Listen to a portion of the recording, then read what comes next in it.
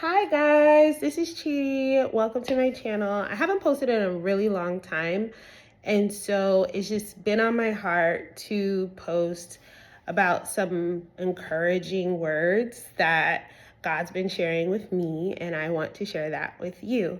So one of the verses that I read in my Bible had to do with when Jesus was being followed by multitudes, because people were hearing about him, people were hearing how he was healing the sick and he was raising the dead.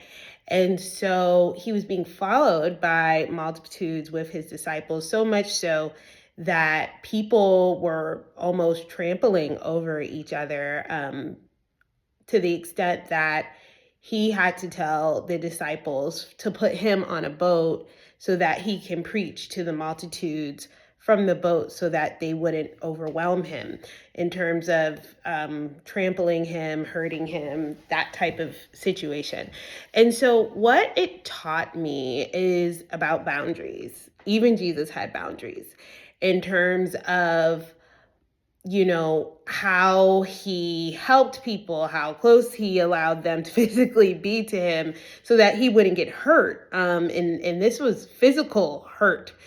And it reminded me that as Christians, sometimes we put ourselves in hurtful situations in the name of being like, well, I should love people and I should care for people.